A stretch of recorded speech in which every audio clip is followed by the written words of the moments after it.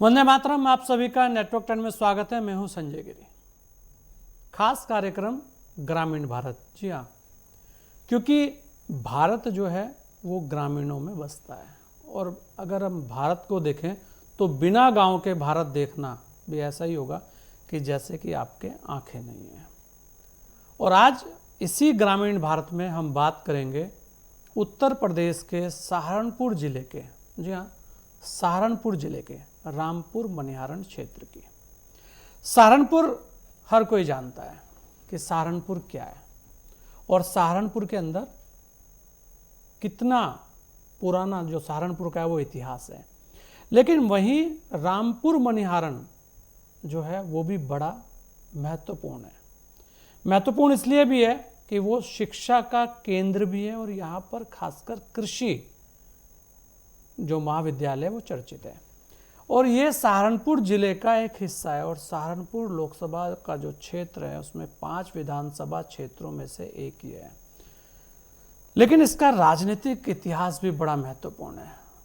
और क्या वहाँ पर खास है और अभी भी क्या वहाँ चाहिए और कैसे वहाँ और विकास हो सकते हैं, और किसानों की वास्तविक समस्याएं क्या है, और किसान आज वहाँ क्या करना चाहते हैं, और वहाँ पर कौन कौन सी हस्तियाँ हुई है।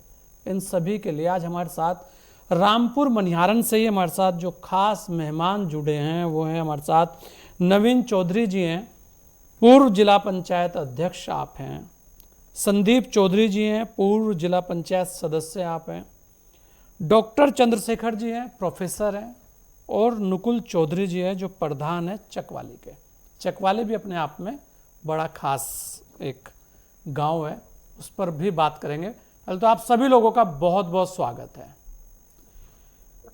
मैं नवीन जी पहले आप ही के पास आ रहा हूँ। प्रथम व्यक्ति आप रहे हैं, और क्योंकि आपके कार्यकाल में काफ़ी काम भी वहाँ हुआ है, बहुत सारी चीज़ें आपने देखी हैं, तो पूरे अगर हम रामपुर मनिहारन की बात करें, वैसे तो आप पूरा जिला पंचायत अध्यक्ष सहारनपुर के रहे हैं, लेकिन फिर भी क्योंकि रामपुर मनिहारन अपने आप में विशेष है और आज उसी की हम बात कर रहे हैं, क्या लगता है नवीन भाई कि क्या खास है इस रामपुर मनिहारन में, और अभी इसमें और क्या चीजें होने बाकी है?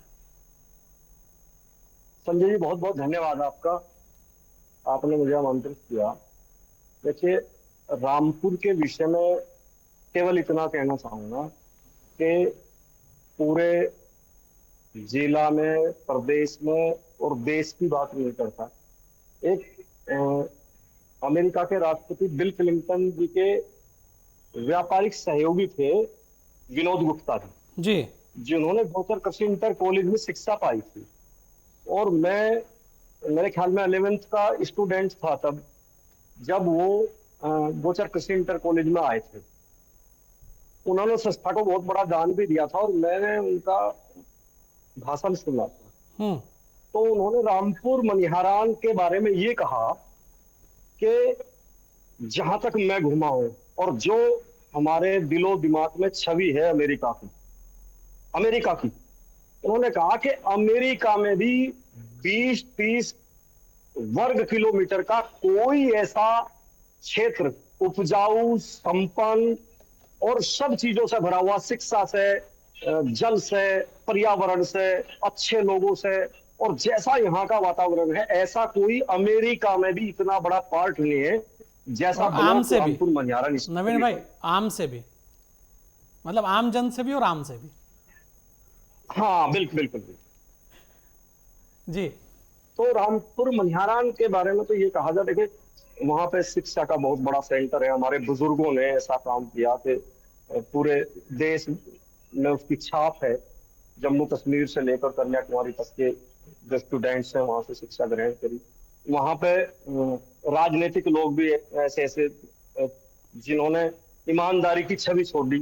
चौधरी रामचंद्र दास जी वहां के रहने वाले थे। और गोचर महाविद्यालय है, गोचर कृषि इंटर कॉलेज है, गोचर बाल निकेतन है, पिरानी देवी गोचर कन्या इंटर कॉलेज है, ITI है, और वहां पे बहुत कुछ है। फसलें हैं, आम है, गन्ना है, गेहूं है, धान है, सब कुछ है, और पानी की उपलब्धता है। तो हम लोग पहले से रामपुर मनिहारन के सौभाग्यशाली लोग हैं कि हमें बहुत बढ़िया वातावरण बना मिला एकदम से। प्रकृति ने भी हमें दिया और हमारे बुजुर्गों ने भी बहुत बढ़िया वातावरण हमें दिया। और आपको जी लग रहा है कि जो विकास है वो लगातार वहां चल रहा है? देखिए, वास्तविकता ये है कि हम लोग विकास में भी रामपुर मनिहारन विशेष है, पहले से आगे रहा। पहले से आगे? हमें तमाम, हाँ, जनप्रतिनिधित्व ऐसा मिला हमें शुरू से ही कि वहां पे विकास हुआ। हालांकि अभी बहुत चीजें होनी शेष हैं, लेकिन फिर भी विकास काफी हुआ। नहीं, बिल्कुल, जो चीज़ें शेष हैं उन पर भी आएंगे। संदीप भी हमारे साथ हैं, पूर्व जिला पंचायत सदस्य हैं आप भी। और संदीप जी, आप तो युवा हैं, युवाओं की दृष्टि से अगर देखा जाए तो रामपुर मनिहारन में आपको क्या लगता है कि इस चीज़ की अभी कमी है? क्योंकि विकास की बात तो हम कर ही रहे थे, और खेती में युवाओं की जो भागीदारी है वो वहाँ कितनी है कि आज वहाँ का युवा क्या वास्तव में, जिस तरीके से मैं बात कर रहा था नवीन जी से, नवीन जी कह रहे थे कि वहाँ पर सब कुछ है, संपन्नता है, तो जहाँ संपन्नता होती है वहाँ युवा प्लान नहीं करता, खासकर ऐसी जगह तो बिल्कुल भी नहीं जहाँ पर उसे घर में ही सारी चीज़ें उपलब्ध हो रही हों। विकास की बात हुई है, क्या लगता है आपको? नहीं संजय जी, ऐसा है। अभी आदरणीय अध्यक्ष जी ने आपको पूरा हमारे रामपुर के बारे में बताया, और रामपुर का क्षेत्र वास्तव में बहुत विकसित हमारा क्षेत्र है बहुत पहले से। वहाँ पर शिक्षण संस्थाएं हो, या अगर पूरे सहारनपुर के, अगर आप एक क्षेत्र के बारे में देखें तो रामपुर मनिहारन वास्तव में पहले से बहुत अग्रणी रहा है। लेकिन जहाँ तक युवाओं की बात, युवा ऐसा नहीं कि खेती पर ध्यान नहीं दे रहा, युवा खेती में जाता है, खेती में भी ध्यान दे रहा है। लेकिन और उसके साथ साथ आप जो कह रहे हैं कि जहाँ संपन्नता आती है वहाँ शायद युवा मेहनत ना करते हो, शायद युवा भविष्य के बारे में बहुत ज्यादा ना सोचते हो, ऐसा नहीं। हमारा हर साल कहीं ना कहीं किसी न किसी हमारे रामपुर मनिहारन क्षेत्र से लगातार हर साल बाहर, चाहे सरकारी नौकरियों पे हो, अच्छे अच्छे पदों पे जाकर के समाज का, हमारा रामपुर क्षेत्र के साथ साथ सहारनपुर का नाम रोशन करने का काम कर रहे हैं। और जहाँ तक संपन्नता की बात, खेती का ऐसा नहीं है जो लोग किसी कारणवश, हालांकि क्योंकि संस्था हमारे बड़ों ने, जैसे हमारी गोचर माध्यमिक विद्यालय है, जैसा अभी नवीन जी ने बताया, सारी व्यवस्थाएं रामपुर मनिहारन में हमारे जिले के, तो रामपुर के साथ साथ सहारनपुर जिले के हर सर समाज के लिए बहुत अच्छी संस्थाएं वहां खड़ी हुई। तो ऐसा नहीं है, पढ़ने का दर तो युवाओं का लगभग 100%, भी लगभग 95+ होगा। लेकिन उसके साथ साथ लोग मेहनत करते हैं। जो जो युवा बाहर नहीं जा पा रहे हैं किसी कारणवश, किसी तरह से नौकरी नहीं कर पा रहे हैं, या अपने सपनों को अगर पूरा कर पाए, तो वो पूरा ध्यान आज भी खेती पर दे रहे हैं। और इसका संपन्नता का एक बहुत बड़ा जो आधार है वो युवाओं पर टिका, कि युवा लगातार अपने बड़े बुजुर्गों से सीख करके आगे भी बढ़ने का काम कर रहा है और खेती पर भी अपना ध्यान दे रहा है। अच्छा संदीप भाई, एक चीज़ बताइए, क्या क्या खेती जो है, आधुनिक खेती की हम बात कर रहे हैं, क्या वास्तव में अगर आपके पास आधुनिक खेती की तकनीकें हैं तो आज की तारीख में तो कहीं जाने की आवश्यकता ही नहीं है, सपने तो वहीं पूरे हो जाते हैं?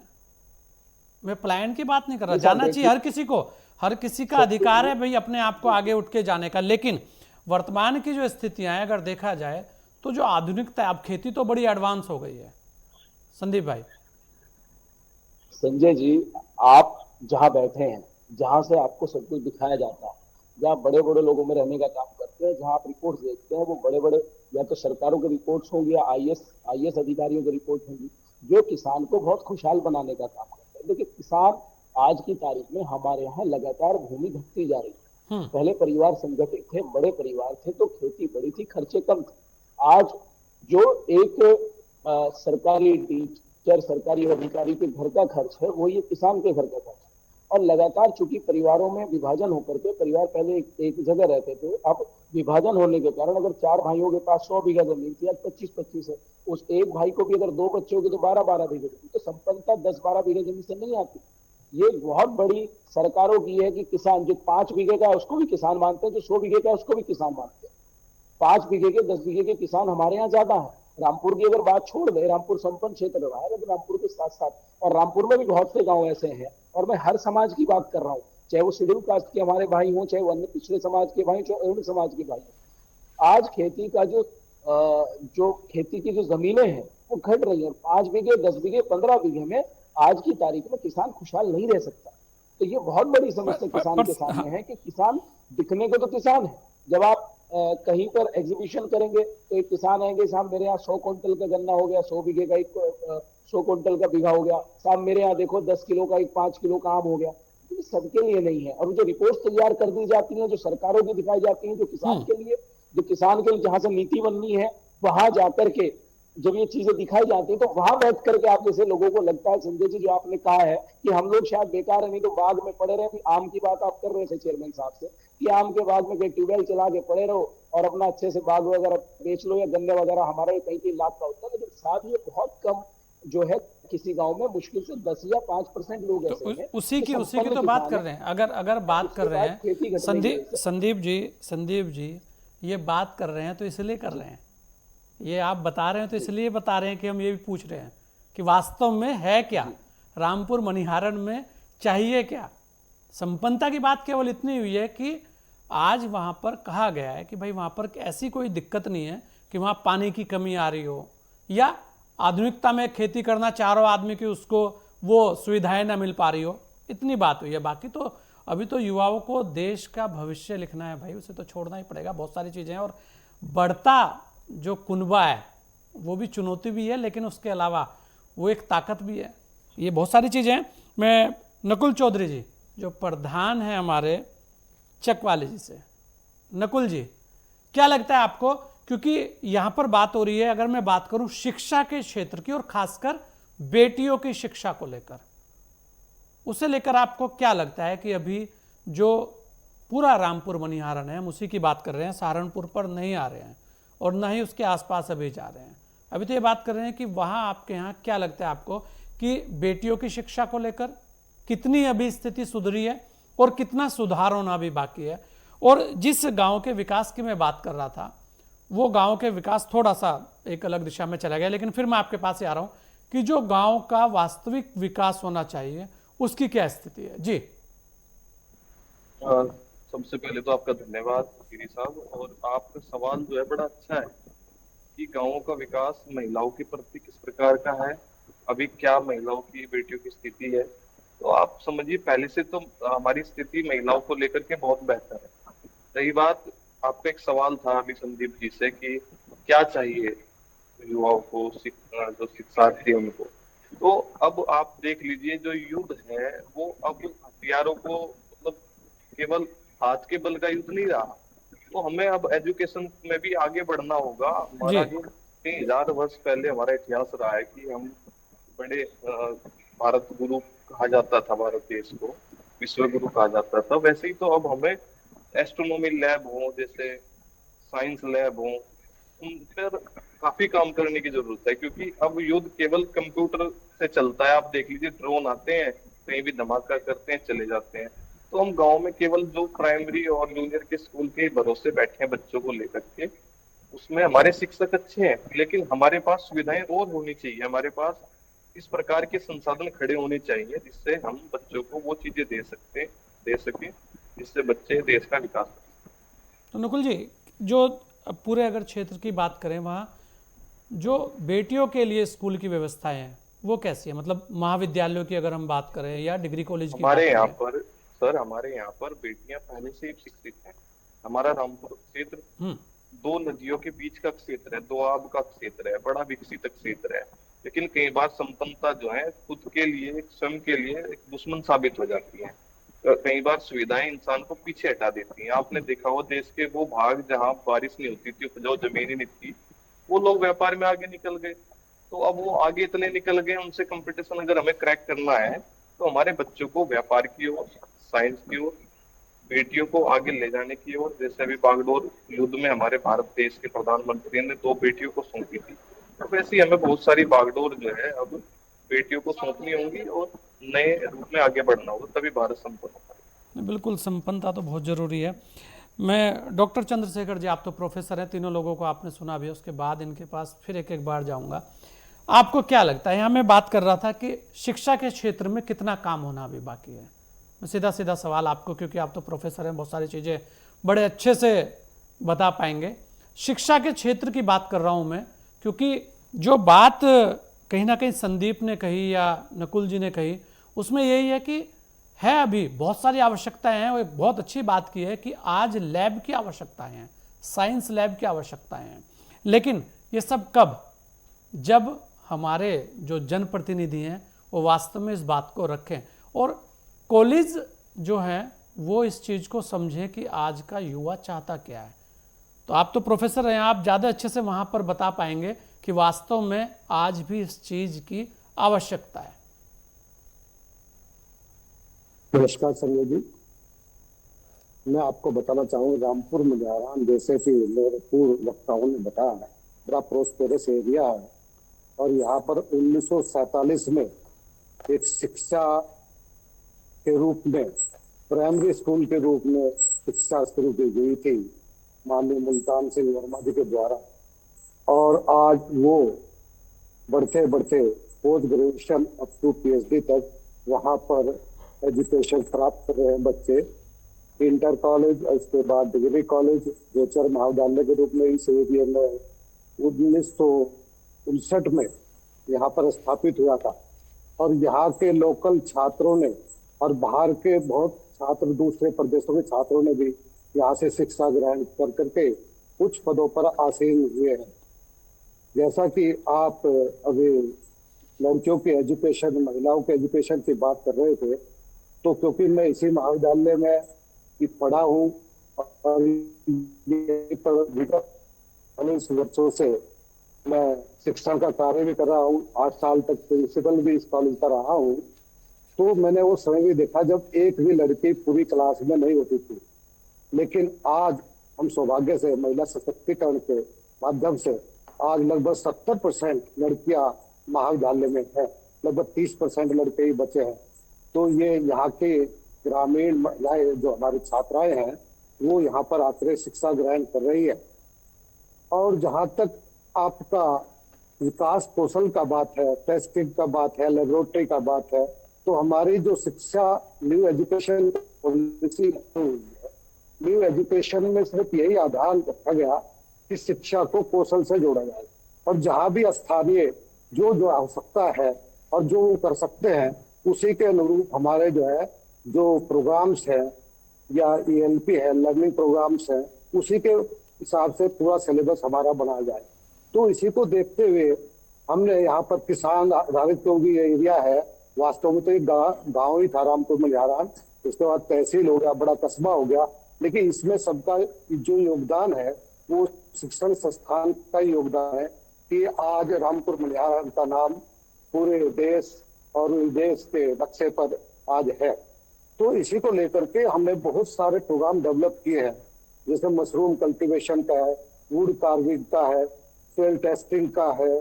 तो तमाम एग्रीकल्चर बेस्ड या दूसरे जो कौशल विकास से संबंधित कार्यक्रम है वो हम विश्वविद्यालय की सहायता से या MOS करके हम यहाँ पर विकसित कर रहे हैं, जिससे कि हमारे जो स्थानीय बच्चे हैं तो विकास कौशल में तो प्राप्त करके, शिक्षण प्राप्त करके अपना कोई व्यवसाय प्रारंभ कर सके। क्योंकि सबको नौकरी तो नहीं दी जा सकती, जब तक ये संभव ना हो कि सबको व्यवसाय दे दिया जाए।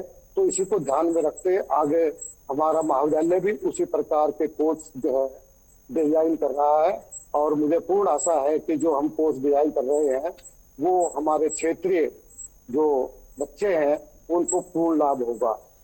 बिल्कुल, और लाभ होना भी चाहिए। बहुत सारी चीज़ें आपने बताई। नवीन भाई, मैं 2-3 चीज़ें हैं छोटे से, क्योंकि समय बहुत कम है। नवीन भाई, एक कमी मैं कहूँगा कि खाली सहारनपुर ज़िले की तो नहीं, वो मुजफ्फरनगर, शामली, बागपत, इस पूरे क्षेत्र को आप मान लो, मेरठ थोड़ा सा उससे हटा दो क्योंकि मेरठ थोड़ा इधर रहा है। आज भी जो बात संदीप ने कही या नुकुल जी ने कही कि खेती जो है वो सिमटती जा रही है, मतलब पहले कितनी थी और आज कितनी है। आज का युवा कंप्यूटर मांगता है, आज का युवा शिक्षित होना मांगता है, लेकिन शिक्षा किस तरीके की? केवल डिग्री कॉलेज में गए, आप पढ़ लिया और आपने MA BA कर लिया और फिर आप धक्के खा रहे हैं, ये वास्तविकता है। आज चाहिए टेक्निकल एजुकेशन, आज चाहिए कि आपके पास कंपटीशन की तैयारी करने के लिए कितने सेंटर है। क्या कभी भी, क्योंकि हमारे यहाँ से भी बात की, बहुत अच्छे अच्छे लोग निकले हैं, सारी चीज़ें हुई हैं, बहुत पढ़े लिखे लोग भी हैं, लेकिन आज भी इस क्षेत्र को अगर हम देखें, और सहारनपुर पर ही मैं पूरा फोकस करूँ इसको, तो कोटा के अंदर तैयारियां होती है, दिल्ली के अंदर होती हैं, और भी ऐसी जगह है, रुड़की है, देहरादून है, बहुत सारी जगह है, लेकिन हम वहाँ पर उस तरीके का बच्चों को माहौल नहीं दे पाए कि उनके लिए कुछ ऐसे इंस्टीट्यूट खुलें जहाँ पर वो ये टेक्निकल शिक्षा लें, तकनीकी शिक्षा को ग्रहण करें, या वहाँ पर एक तैयारियां जो होती हैं जिस तरीके की आईएएस आईपीएस, उस तरीके की तैयारियां करने का माहौल मिले। इसकी कमी नहीं लगती आपको, और इसके लिए क्या कर सकते हैं नवीन भाई?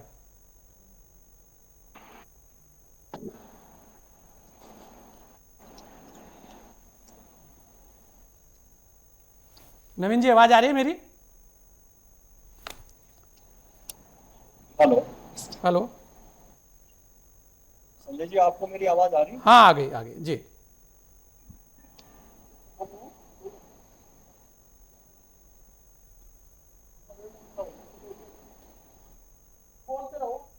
हाँ नवीन जी बोलिए। हाँ, ये जो सारा का सारा इलाका आपने बताया मंडल सहारनपुर का, ये वास्तविकता है। हमारी भौगोलिक स्थिति ऐसी है कि एक तरफ जी जी जी, बोलते रहिए जी। और फिर एनसीआर का एरिया सारा, ये वास्तविकता है कि यहाँ कोई ऐसा एजुकेशन हब नहीं है जो वास्तव में होना चाहिए था। आपने बिल्कुल ठीक कहा कि मेरठ तो हमसे इस मामले में थोड़ा सा अलग है, लेकिन कोई ऐसा एजुकेशन सेंटर जहाँ पे हम लोग तैयारी कर सकते हैं कोटा के स्तर की, या देहरादून के स्तर की, या मेरठ के स्तर का भी कोई कोचिंग सेंटर या संस्थान ऐसा नहीं है कि जहाँ पे हम वास्तव में इतनी बड़ी तैयारियां कर सकते हैं। लेकिन फिर भी यहाँ के युवाओं ने, खासतौर से ग्रामीण स्तर पे युवाओं ने अपने दम पे और बाहर जाके भी बहुत ऊंची ऊंची शिक्षा के विभाग में सफलता पाई है। लेकिन वास्तव में अगर एक साझा प्रयास किया जाए तो वाकई एक ऐसे एजुकेशन की आवश्यकता तो है जहाँ पर हमारे बच्चे भविष्य में जो बड़े कंपटीशन है, आईएएस, पीसीएस, आईआईटी, वहाँ पे उनकी तैयारियां हो सके, वो वास्तव में स्वीकार करने होते हैं। बिल्कुल। और रामपुर में जहाँ बहुत पहले से शिक्षा का ऊंचा मुकाम था, अगर वहीं पे जनप्रतिनिधि इस प्रकार की तैयारियां करें, क्योंकि मैं पहले भी कहा, मैंने प्रोफेसर साहब ने भी इस बात पर जोर दिया, हमारे बुजुर्गों ने वो इमारत खड़ी कर दी, वो नींव तो भर दी, लेकिन वास्तव में अब जो हुआ, अब जनप्रतिनिधियों का नैतिक दायित्व है कि वहाँ पे कोई ऐसा एजुकेशन सेंटर खड़ा करें जैसे बड़े कंपटीशन की तैयारी में सही। बिल्कुल, ये एक बड़ी चीज़ है। कम से कम आप एक्सेप्ट तो कर रहे हैं कि ये कमी है, कहीं ना कहीं साझे प्रयास होने चाहिए। मैं संदीप एक सवाल आपसे भी ले रहा हूं, सरकार से मांगना चाहेंगे तो क्या मांगेंगे?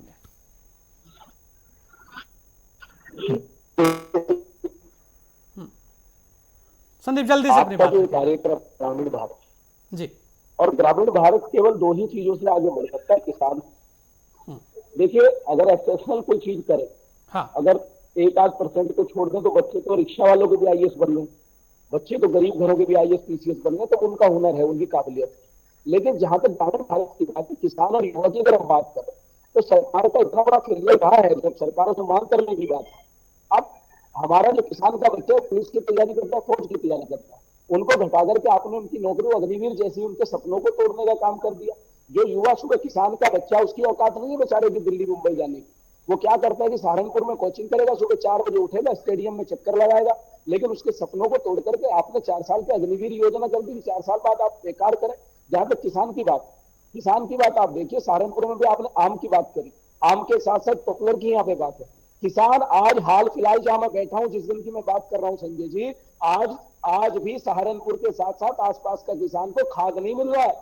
और जब खाद नहीं मिलेगा तो कैसे उसकी फसल उपजाऊ होगी, कैसे वो फसल बनेगी, कैसे उसका परिवार मैं यही कह रहा हूं ना कि वहां आपको, मैं संदीप जी आपसे यही कहा कि सरकार से मांगना चाहेंगे तो आप क्या कहेंगे? बेचने के लिए हरियाणा में जाना पड़ता है किसान को।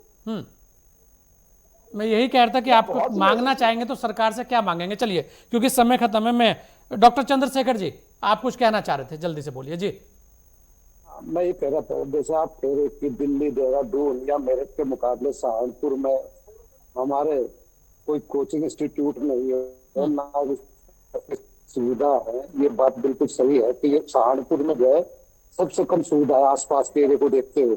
तो इसको ध्यान में रखते हुए अभी हमने, क्योंकि हमारे ग्रामीण अंचल के बच्चे हैं, उनकी आमदनी इतनी नहीं, लाख या 2 लाख या 4 लाख खर्च करके कोटा जा सके या दूसरी जगह जा सके, तो इसके लिए हमने अभी एक प्रोजेक्ट बढ़ाया है जिसमें हम लोग पेड डिस्प्ले करेंगे कोटा से डायरेक्ट, जो हमारा पेड डिस्प्ले है कोचिंग का, और यहाँ पर डिस्प्ले सेंटर बनाएंगे और बच्चों को हम ही अपनी तरफ से निःशुल्क सुविधा उपलब्ध कराएंगे, जिससे कि अच्छे जो हमारे टीचर्स है या कोच सेंटर्स है, कोचिंग सेंटर्स है, उनके सब्जेक्ट एक्सपर्ट्स है, उनकी पूरी कोचिंग हमारे बच्चे को निःशुल्क ग्रामीण स्तर पर भी मिल सके।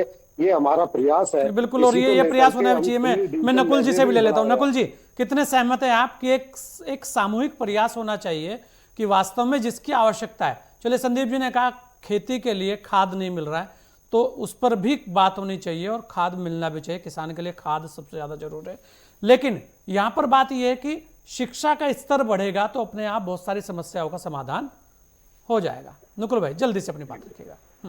गिरी साहब, पता क्या है, मैं अपने तीनों जो वरिष्ठ हैं उनकी बात से सहमत हूँ, लेकिन मैं अपनी बात एक जोड़ देता हूँ। छोटी बात है लेकिन बहुत बड़ा काम करेगी ये जी। जब तक जो भी प्रतिनिधि हो, जैसे पंचायत का चुनाव लड़ने वाले हो, विधानसभा, लोकसभा, वो पहले तो पढ़े लिखे होने चाहिए। क्योंकि अगर पढ़ा लिखा व्यक्ति किसी भी चीज का प्रतिनिधित्व करता है तो वो चेंज मिलता ही मिलता है। आप पंचायत चकवाली की मैं बात करूंगा, आपने खाद पे कहा, तो हमारी पंचायत जनपद की पहली ऐसी पंचायत है जो वर्मी खाद खुद तैयार करती है।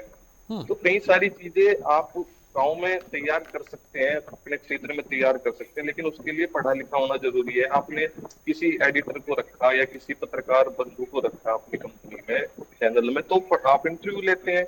लेकिन यहाँ पंचायतों के चुनाव है, किसी भी चुनाव में आप अनपढ़ को बिठा देते हैं, वो फिर 5 साल गाँव का क्षेत्र का बेड़ा गर्क कर देता है। तो मेरे आपसे के माध्यम से ये सरकार से भी डिमांड है कि पढ़े लिखे लोगों का आना बहुत जरूरी है। जब तक पढ़ा लिखा व्यक्ति समाज का प्रतिनिधित्व नहीं करेगा तो समाज नीचे चला जाएगा। बिल्कुल, और होना भी चाहिए, और यही बहुत जरूरी है क्योंकि शिक्षा बहुत जरूरी है। आप सभी ने, नवीन जी, संदीप जी, नुकुल जी और डॉक्टर चंद्रशेखर जी, आपका बहुत बहुत धन्यवाद कि आज रामपुर मनिहारन पर हमने बात की और ग्रामीण भारत की बात की। ग्रामीण भारत में आज ये कार्यक्रम था रामपुर मनिहारन को लेकर। आगे भी ऐसे ही गाँवों को हम आपको दिखाते रहेंगे, उनके बीच में जाते रहेंगे और वास्तव में वहाँ चल क्या रहा है ये भी आपको बताते रहेंगे। इस विशेष पेशकश में इतने दीजिए मुझे इजाज़त। जय हिंद।